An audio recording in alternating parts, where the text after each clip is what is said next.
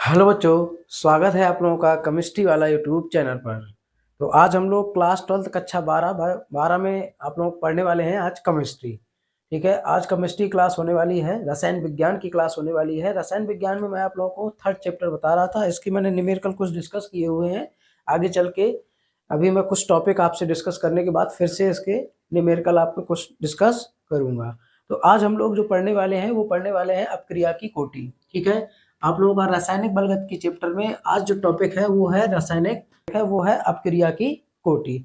तो आज हम पढ़ेंगे यहाँ पर अपक्रिया की कोटि। इससे पहले मैंने आप लोगों को पढ़ाया है अपक्रिया वेग क्या होता है, आपको पता है, आपको याद भी हो गया होगा कि अपक्रिया वेग अभिकारक पदार्थ की 1 सेकंड में अभिकारक पदार्थ की जितनी सांद्रता परिवर्तित हो जाती है वह अपक्रिया वेग कहलाता है।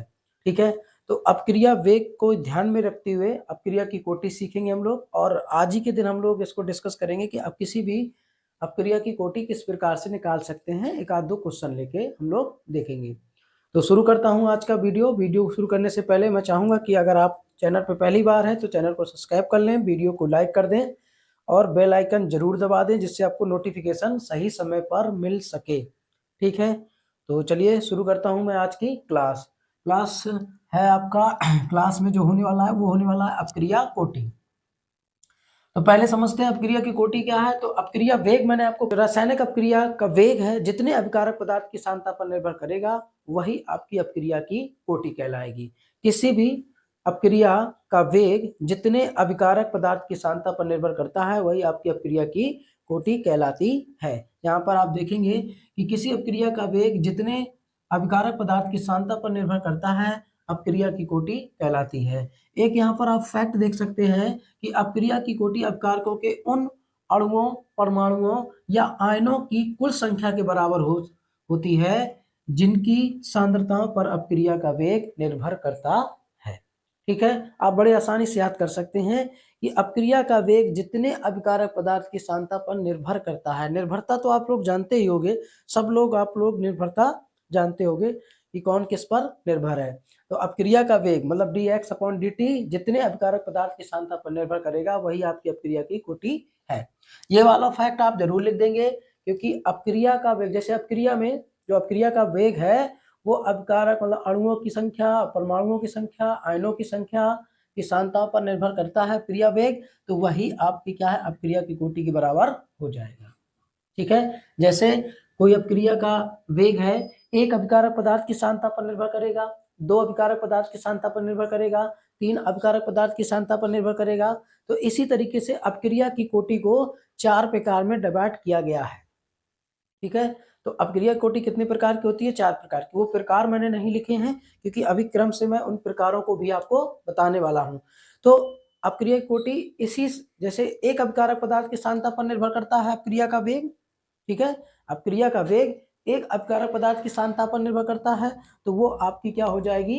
वो हो जाएगी आपकी प्रथम कोटि की अपक्रिया। और इसी तरीके से अगर मान के चलिए कि अपक्रिया का वेग किसी भी अपकारक पदार्थ की सांद्रता पर निर्भर नहीं करता है, अपक्रिया का वेग किसी भी अपकारक पदार्थ की सांद्रता पर निर्भर नहीं करता है, तो वो हो जाएगी आपकी शून्य कोटि की अपक्रिया। ठीक है, समझ गए आप लोग? और अगर अपक्रिया का वेग दो अभिकारक पदार्थ की सांद्रता पर निर्भर करेगा तो वो हो जाएगी आपकी द्वितीय कोटि की अपक्रिया। अब मैं एक आपको छोटी सी एक कहानी के थ्रू ये बताने समझाने की कोशिश करता हूँ। तो देखिए कहानी कुछ इस तरीके से है, आप यहीं पर थोड़ा सा समझने की कोशिश करिएगा कि अब एक फैमिली है जिसमें आपके 4 मेंबर हैं। ठीक है, ये चारों मेंबर आपको मैं यहाँ पर बना, देखिए मेरी आर्ट उतनी अच्छी नहीं है तो कोई भी हंसेगा नहीं, ठीक है, हंसना मना है। तो ये भैया एक फैमिली मेंबर है, ठीक है, इनका नाम गंगाराम है। ठीक है, और ये दूसरा फैमिली मेंबर है, इनका नाम घनश्याम है। ठीक है, इनका नाम आप अपने अकॉर्डिंग रख सकते हैं। और ये चौथा मेंबर है। ठीक है, ये एक फैमिली है। ठीक है, समझ गए? इसका नाम मैं आपको बता देता हूँ, घसीटा राम है। ठीक है, गंगाराम, घनश्याम राम और घसीटा राम, इसका नाम आप खुद रख सकते हैं। तो अब इस घर फैमिली है जो, तो इस घर में जो खर्च है, ठीक है, जो खर्च है, घर का खर्च है, ठीक है, सब सारी चीजें वो एक व्यक्ति पर निर्भर करती हैं। ठीक है, वो इस व्यक्ति पर निर्भर कर रही हैं। तो अगर इन तीनों का खर्च, घर का खर्च केवल एक व्यक्ति कमाने वाला है, इस पर निर्भर कर रहा है, डिपेंड कर रहा है। तो इस हिसाब से जैसे मैंने कहा कि अगर अपक्रिया का वेग एक अभिकारक पदार्थ की सांद्रता पर निर्भर करता है तो आपकी क्या हो जाएगी, प्रथम कोटि की अपक्रिया हो जाएगी। अगर मान के चलिए कि इनका जो फैमिली है, इनका घर का खर्च 2 लोगों पर निर्भर करे, 2 लोग कमाने वाले हों, कमा के लाएं, ये खर्च करें, 2 पर निर्भर करे तो द्वितीय कोटि की अपक्रिया हो जाएगी। और कोई पड़ोसी दे, मतलब एक भी लोग ना कमाए, सबके सब बेवड़े हों, ठीक है, सबके सब बेवड़े हों, ऐसे घूमते फिरते रहते हों, तो किसी पर निर्भर ना करे तो वो शून्य कोटि की अपक्रिया हो जाएगी। तो आप एक छोटा सा लॉजिक आप लोग समझिएगा कि जो अपक्रिया का वेग है जितने अभिकारक पदार्थ की सांद्रता पर निर्भर करेगा वही आपकी अपक्रिया की कोटि है। ठीक है, इस कहानी को याद रखिएगा, थोड़ा सा मैंने आपको समझाने की कोशिश की हुई है। ठीक है, तो आप लोग समझ गए होंगे कि अपक्रिया कोटि क्या है। हम लोग फैक्ट यहाँ पर लिख सकते हैं, इनको आप याद रखिएगा। तो फैक्ट लिख सकते हैं, किसी अपक्रिया की कोटि प्रयोगों द्वारा निर्धारित नहीं की जा सकती है, ये आप फैक्ट लिख सकते हैं। दूसरा फैक्ट लिख सकते हैं, यदि कोई अपक्रिया कई पदों में होती है, ये फैक्ट थोड़ा सा इंटरेस्टेड है कि यदि कोई अपक्रिया कई पदों में हो रही है, मतलब कि कोई रिएक्शन है जो एक से अधिक पदों में हो रही है, एक स्टेप, दूसरा स्टेप, तीसरा स्टेप, 2-3 स्टेप में हो रही है, तो हम अपक्रिया की जो कोटि है वो किस तरीके से फाइंड करेंगे, वो जो स्टेप अपक्रिया का सबसे स्लो मोशन में होगा, जैसे यहाँ पर क्या होगा, मंद होगा, ठीक है, तो पूर्ण अपक्रिया के वेग का निर्धारण, मतलब अपक्रिया का जो वेग है वही निर्धारित करेंगे, जिस पर अपक्रिया का वेग निर्धारित होगा वही आपकी कोटि हो जाएगी। तो यहाँ पर सबसे मंद पद, जो सबसे स्लो वाला पद है, वो अपक्रिया के पूर्ण वेग को निर्धारित करेगा और वही हमको कोटि बताएगा। तो यहाँ पर ये ध्यान रखना है कि अगर कोई अपक्रिया, जैसे यहाँ पर देखिए मैंने 3 स्टेप ली हुई है कि ए से बी और बी से सी, सी से डी, तो ए से बी बहुत तीव्र गति से बन जाता है, तुरंत खट्ट से, शकला का बूम वाली पेंसिल यहाँ पर यूज करो, खट्ट से बन जाएगा। ए से बी तुरंत कन्वर्ट हो जाएगा। बी से सी बहुत स्लो मोशन में चलता है ना, तो गाना नहीं है, स्लो मोशन में, उसी तरीके से यहाँ पर बिल्कुल मंदम मंदम चलता है, ये धीरे धीरे बी से सी कन्वर्ट होता है। तो अब इसके बाद सी से डी तुरंत बन जाता है, फिर से वही तीव्र गति से बन जाएगा आपका। तो जो अपक्रिया का वेग है वो निर्धारित करने वाला पद होगा, वो सेकंड वाला पद होगा। सेकंड वाला पद क्या करेगा, अपक्रिया के वेग को निर्धारित करेगा, वहीं से हमको कोटि पता लग जाएगी। एक तीसरा फैक्ट है आपका, तीसरा फैक्ट है कि अपक्रिया की कोटि देखिए शून्य भी हो सकती है, जैसे मैंने बताया कि अब घर का खर्च अगर सब बेवड़े हो इसमें तो शून्य कोटि की अपक्रिया है ना, मतलब अपक्रिया का वेग किसी भी अपकारक पदार्थ की सांद्रता पर निर्भर ना करे, कोई भी अपकारक पदार्थ की सांद्रता पर निर्भर ना करे, तो क्या हो जाएगा, आपका शून्य कोटि की अपक्रिया हो जाएगी। तो अपक्रिया कोटि शून्य भी हो सकती है, भिन्नात्मक भी हो सकती है, मतलब आधा खर्चा ये उठाए, आधा खर्चा ये उठाए, है ना। तो शून्य अपक्रिया कोटि भिन्नात्मक हो सकती है, ऋणात्मक भी हो सकती है, लोन भी हो सकता है भैया इस फैमिली पर, ठीक है, बेचारे है ना बहुत डरे सहमे से हैं, इनको मैं साफ कर देता हूँ, नहीं तुम लोग जो है ना डर सहम जाना, बहुत अच्छी आर्ट है मेरी। तो ये ध्यान रखना है, ये मैंने समझाने के लिए आपको एक कॉन्सेप्ट दिया था कि आप इस कहानी से थोड़ा सा याद रख सकते हैं ज़्यादा टाइम तक, ठीक। तो अपक्रिया की कोटि आपकी शून्य हो सकती है, भिन्नात्मक हो सकती है, ऋणात्मक हो सकती है, ये पॉइंट भी आपको याद रखना है।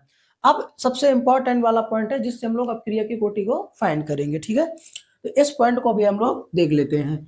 तो फैक्ट नंबर 4 है जो आपका कह रहा है कि एक अपक्रिया है, ये मैंने अपक्रिया ली हुई है, तो अपक्रिया का वेग जैसे मैंने आपको बताया कि अपक्रिया का वेग प्रोपोर्शनल ए की पावर एन और बी की पावर एन। देखिए यहाँ पर अगर हम लोग बात करें तो ये कोटि ही है, मतलब कि ए के सापेक्ष एन अपक्रिया की कोटि हो गई, बी के सापेक्ष आपका एम अपक्रिया कोटि हो गई, कुल मिला के। अब हम लोग प्रोपोर्शनल का चिन्ह हटाएंगे, के आ जाएगा, के आपका क्या है, स्थिरांक है, के क्या है आपका यहाँ पर वेग स्थिरांक, जिसको हम लोग कहते हैं वेग स्थिरांक, ये क्या है आपका वेग स्थिरांक है। तो आप लोग ये के क्या है, वेग स्थिरांक। जैसा मैंने आपको बताया कि ए की पावर जो एन है और एक एम बी की पावर एम है, तो अपक्रिया की कोटि मतलब ए के सापेक्ष एन है और बी के सापेक्ष एम है, ठीक है, ये ध्यान रखना। अभी ये आप लोगों को थोड़ा सा समझ में नहीं आ रहा होगा, जब तक मैं इसका एग्जाम्पल नहीं बताऊंगा आपको समझ में भी नहीं आएगा, ठीक है, क्योंकि टाटा मैजिक भाई साहब हर सफर में कहानी होती है, यही आपको ध्यान रखना। तब अपक्रिया की कोटि क्या हो जाएगी, अपक्रिया की संपूर्ण अपक्रिया की कोटि हो जाएगी। पहले ए के सापेक्ष कोटि थी एन और बी की सापेक्ष कोटि थी m, तो यहाँ पर अपक्रिया की कोटि हो जाएगी small n plus m, small m, ठीक है। जो भी अगर यहाँ पर एक्स वाई मान लेंगे तो वही एक्स वाई हो जाएगी, अगर हम लोग ए मान लेंगे बी मान लेंगे तो ए बी हो जाएगी, पी क्यू मान लेंगे तो यहाँ पर पी प्लस क्यू हो जाएगी, तो ये अपक्रिया की कोटि हो जाएगी, ठीक है। अर्थात हम अपक्रिया की कोटि की एक परिभाषा और लिख सकते हैं, वो क्या है कि किसी अपक्रिया की कोटि उस अपक्रिया की वेग समीकरण में, इस समीकरण को हम लोग कहते हैं भाई साहब वेग समीकरण, ठीक है। सॉरी, इस समीकरण को हम लोग क्या कहेंगे, इस समीकरण को हम लोग कहते हैं वेग समीकरण। अगर आपसे कोई पूछे वेग समीकरण क्या है तो आप बता सकते हो अपक्रिया वेग, यहाँ पर dx अपॉन dt हम लोग लिख सकते हैं, ठीक है। ये देखिए लिखा है, इसको हम लोग वेग समीकरण कहते हैं। ये आपका क्या है, वेग समीकरण है, ठीक है। आप लोगों को दिख रहा होगा यहाँ पर। तो अब किसी भी अपक्रिया की कोटि उस अपक्रिया की वेग समीकरण में उपस्थित सांद्रता पदों की घातों, सांद्रता पदों की घातों मतलब कि ए की सांद्रता पर कितनी घात है, बी की सांद्रता पर कितनी घात है, ये भाई सांद्रता ही देखेंगे, मतलब कि अपकारक की सांद्रता, ठीक है। तो यहाँ पर सांद्रता रखेंगे हम लोग, जैसे हमको सांद्रता पता होगी कि ए की सांद्रता इतनी है, बी की सांद्रता इतनी है, तो सांद्रता ही रखेंगे। तो सांद्रता पदों की घातों के योग के बराबर होती है, मतलब सम होती है, मतलब सांद्रता की जो घातें चढ़ी हुई हैं, ठीक है, सांद्रता पदों की जो घातें चढ़ी हुई हैं उनके योग के बराबर आपकी अपक्रिया की कोटि होती है। तो यही आपको बताया गया है कि अपक्रिया कोटि बराबर n प्लस m। तो ये ध्यान रखना है, ये फॉर्मूला आपको ध्यान में रखना है, इससे आप निकालोगे अपक्रिया की कोटि, ठीक है। तो देखिए अपक्रिया की कोटि में जब बोर्ड पेपर में जो क्वेश्चन आता है वो आता है कि अपक्रिया की कोटि से आप क्या समझते हैं, अपक्रिया कोटि कितने प्रकार की होती है। अगर क्वेश्चन 3 नंबर के आया तो प्रकार भी पूछेगा, मात्रक आत्रक भी पूछ सकता है, शून्य कोटि की अपक्रिया का मात्रक क्या हो सकता है, प्रथम कोटि की अपक्रिया का मात्रक क्या हो सकता है। यूपी बोर्ड के लिए मैं आपको बता दूं कि आपको केवल शून्य कोटि, शून्य कोटि और प्रथम कोटि ही पढ़ के जाना है भाई साहब दबा के, ठीक है। यही आपको दो कोटियां पढ़ के जाना है, बाकी है देखिए द्वितीय कोटि का भी, तृतीय कोटि का भी समीकरण भी, ये सब सारी चीजें हैं। सवाल अवाल जेईबी वगैरह में पूछा जाता है, द्वितीय कोटि से पूछा जाता है, प्रथम कोटि से भी पूछा जाता है, लेकिन यूपी बोर्ड के लिए केवल आपको जैसे अपक्रिया की कोटि और अपक्रिय कोटि की जो प्रकार है वो प्रथम कोटि और शून्य कोटि, द्वितीय कोटि की अपक्रिया यूपी बोर्ड में नहीं पूछी जाती, वो सीबीएसई बोर्ड वालों में पूछी जाती है, ये ध्यान रखना है। तो आप लोग अपक्रिया की कोटि समझ गए होंगे। एक बार फिर से जल्दी से हम लोग समझ लेते हैं, सुन लेते हैं कि मैंने आपको बताया कि अपक्रिया का वेग जितने अभिकारक पदार्थ की सांद्रता पर निर्भर करेगा, आप लोग अपने ऊपर उसको ले लीजिएगा, ठीक है, कि घर का खर्च हमें उठाना है भाई साहब। अगर एक व्यक्ति पर निर्भर करता है, मतलब जैसे घर का खर्च मैंने बताया कि एक व्यक्ति का निर्भर करता है तो प्रथम कोटि की है, नहीं निर्भर करता तो शून्य कोटि की है, दो पर निर्भर करेगा तो तृतीय कोटि की है। तो अपक्रिया का वेग जितने अभिकारक पदार्थ की सांद्रता पर निर्भर करता है वही आपकी क्या है, अपक्रिया की कोटि कहलाती है। और अपक्रिया की कोटि किसके बराबर होती है, अपक्रिया अपकारकों के उन अणुओं, परमाणुओं और आयनों की कुल संख्या के बराबर होती है जो जिन पर अपक्रिया वेग क्या करता है, निर्भर करता है, ठीक है। उनकी कुल संख्या के बराबर होती है जिन पर अपक्रिया वेग निर्भर करता है। फैक्ट आपके सामने ये लिख सकते हैं, ठीक है। तो इतना आपको समझ में आ गया होगा। इसी तरीके से आपको लिखना भी है बोर्ड पेपर में, आप चाहें तो ये वाला पद आप छोड़ सकते हैं, लेकिन केवल ये क्वेश्चन लिख सकते हैं, मतलब क्वेश्चन कह रहा हूं, ये फॉर्मूला लिख सकते हैं, किसी अपक्रिय कोटि को निम्न फॉर्मूले से निकाल सकते हैं n प्लस n। देखिए जब अपक्रिय कोटि अर्धायु के पदों में होगी तो दूसरे तरीके से निकालेंगे, वो वाला स्टेप भी आपको बता दिया जाएगा। अभी हम लोग अपक्रिय कोटि के प्रकार भी पढ़ने वाले हैं, सब सारी चीजें पढ़ने वाले हैं यहाँ पर, ठीक। तो अब मैं देखूंगा इसका एक क्वेश्चन करवाऊंगा, एक या दो क्वेश्चन जो भी होगा, दो क्वेश्चन आपको करवाने वाला हूं जिससे आपको और समझ में आ जाएगा कि अपक्रिय कोटि किस प्रकार से निकाल सकते हैं। ये आप लोग कॉपी में नोट कर लीजिएगा, आपके नोट करने के वजह से मैं ये लिखता हूँ, नहीं तो मैं आपको ऐसे ही मुंह समझा सकता हूँ, बता सकता हूँ, लेकिन आप थोड़ा सा समझे भी, कॉन्सेप्ट भी क्लियर करें और लिखें भी। और इसको एक बार अगर आप देख के लिख लेंगे, समझ लेंगे, तो आपको कभी नहीं भूलेगा। मेरी कहानी जरूर याद रखिएगा, जो मैंने रामलाल घनश्याम लाल जो भी आपको बनाए थे उनको याद रखिएगा, उसी से आपकी अपक्रिय कोटि याद रहेगी। अब हम लोग देखते हैं इसका एक क्वेश्चन है हम लोगों का पहला क्वेश्चन, ठीक है। तो पहला क्वेश्चन है कि उन अपक्रियाओं की कुल कोटि की गणना कीजिए जिनका वेग व्यंजक है। तो अब देखिए वेग व्यंजक दिया हुआ है, वेग बराबर के अब a की पावर हाफ, b की पावर 3/2, ठीक है, मतलब a की पावर 1/2 है और b की पावर 3/2 है। तो पहला k नंबर हम लोग पॉइंट हल करेंगे, इसको सॉल्व करेंगे। तो k वाला पार्ट है, उसमें वेग समीकरण दिया हुआ है k बराबर a की पावर 1/2 और b की पावर 3/2, ठीक है। अब यहाँ पर अपक्रिया की कोटि निकालना है। तो आप लोग जानते हैं कि अपक्रिया की कोटि का फॉर्मूला अभी मैंने बताया था आप लोगों को। अपक्रिया की कोटि, कुल कोटि कितनी हो जाएगी आपको बताया था, n प्लस m। तो यहाँ पर जो n का मान है, n बराबर कितना है 1/2 है और m बराबर कितना है 3/2 है, ठीक है। तो हम लोग मान रखेंगे कि हमारा क्या है, वेग स्थिरांक के कांस्टेंट है, ठीक है। तो सिंपल सा इसी में मान रखना है, आपको कोटि बता देनी है, कोटि निकल आएगी। तो आपका क्या हो जाएगा 1/2 और 3/2, तो आपका क्या हो जाएगा यहाँ पर 4/2 और 2 आ जाएगा। तो अब यहाँ पर कोटि कितनी आई, 2 आई। इसका मतलब ये है कि जो अपक्रिया का वेग है वो दो अभिकारक पदार्थ की सांद्रता पर निर्भर कर रहा है, और अपक्रिया कितनी हो जाएगी आपकी, कितनी कौन सी कोटि की हो जाएगी, द्वितीय कोटि की अपक्रिया हो जाएगी। तो इस तरीके से आपको ये निकाल लेना है। अब हम लोग खा नंबर देखते हैं, पॉइंट खा, ठीक है, इसका खा पार्ट। तो ये आपको समझ में आ गया, अपक्रिया क्या होगी, द्वितीय कोटि की हो जाएगी, द्वितीय कोटि की अपक्रिया होगी, ठीक है। अपक्रिया कोटि ये आपको अभी कितने प्रकार की होती है, किस तरीके से क्या है, शून्य कोटि की अपक्रिया, प्रथम कोटि की अपक्रिया, उनके एग्जाम्पल ये आपको मिल जाएंगे। अभी एक टॉपिक और बचा है अपक्रिया की आणविकता पढ़ाने को, ठीक है। तो यहाँ पर ध्यान दीजिएगा। तो ये आपका वेग समीकरण क्या है इसमें, तो वेग समीकरण आपका वेग समीकरण है कि वेग बराबर के ए की पावर यहाँ पर सांता की पावर 3/2 है और यहाँ बी की पावर कितना है -1 है। तो हम लोग निकाल लेंगे अपक्रिया की कोटि, अपक्रिया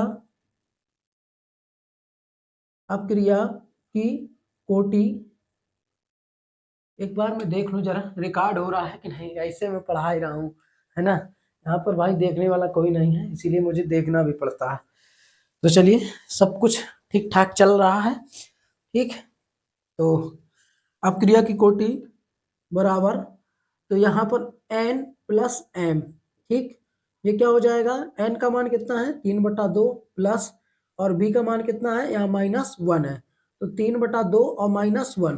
तो आप लोग यहाँ पर 2 रखेंगे और इसको सॉल्व कर लेंगे, तो माइनस हो जाएगा, वो सॉरी 2 कह रहा हूँ, 2 रखेंगे नहीं, 1 रखेंगे, ठीक है। तो 2 का आप एलसीएम लेंगे, 3 माइनस यहाँ पर 2, तो कितना हो जाएगा 1/2 हो जाएगा। तो ये अपक्रिया कोटि क्या हो जाएगी, आधी हो जाएगी, अर्ध अपक्रिया हो जाएगी, मतलब कि अपक्रिया का वेग किसी भी अपकारक पदार्थ की आधी सांद्रता पर निर्भर कर रहा है, ठीक है।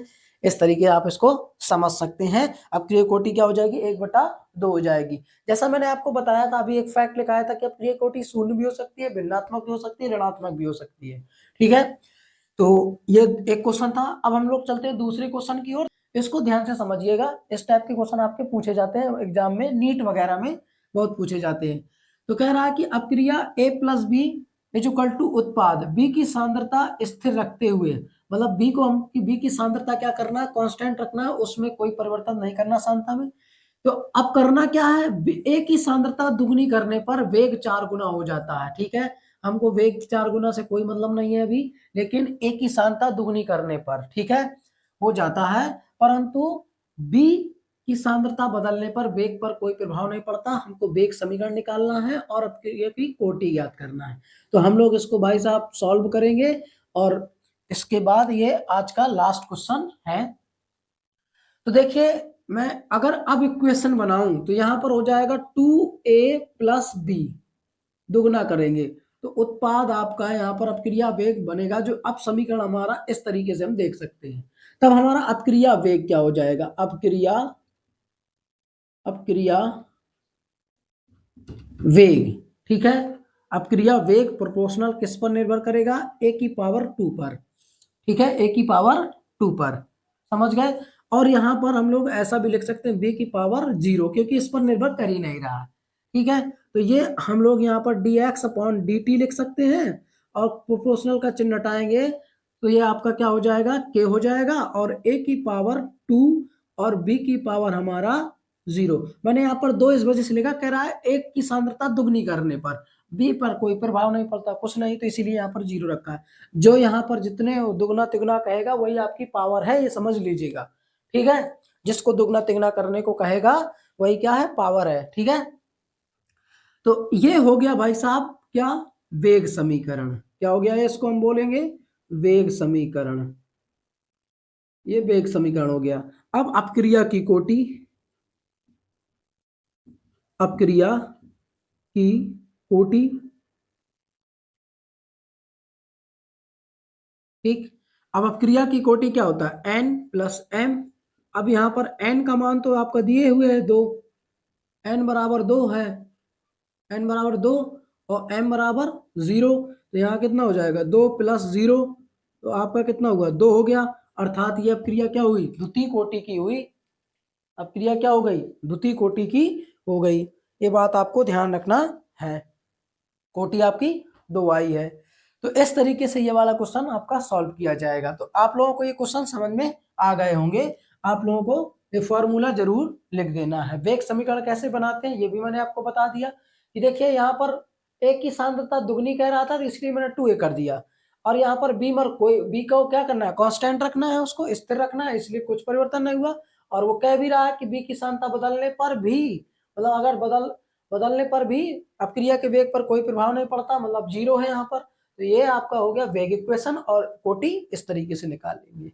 तो आपको अपक्रिया का कोटि, ठीक है, निकालना भी आ गया, और अपक्रिया कोटि क्या है वो भी आपको आ गया। ये आपका जो अपक्रिया कोटि क्या कहलाती है, किसी भी अपक्रिया का वेग, अपक्रिया का वेग जितने अभिकारक पदार्थ की सांद्रताओं पर निर्भर करता है वही आपकी अपक्रिया की कोटि कहलाती है, ये ध्यान रखना है। तो आज की वीडियो में बस इतना ही, मिलते हैं हम लोग अगले टॉपिक और अगले वीडियो पर। और जब तक के लिए आप लोगों का धन्यवाद। अगर आप चैनल पे पहली बार हैं तो चैनल को सब्सक्राइब करके जाएं, और वीडियो अगर आपको अच्छा लगा हो, समझ में चीज़ें आई हो, तो लाइक जरूर कर दें, और कमेंट बॉक्स में बताएं आपको प्रॉब्लम कहाँ पर हो रही है। ठीक है, बाकी चीज़ें आपकी कंटिन्यू चल रही हैं। अब आप लोगों को फिजिक्स की वीडियो भी मैं देने जा रहा हूँ। तो आप लोगों का बहुत बहुत फिर से एक बार धन्यवाद।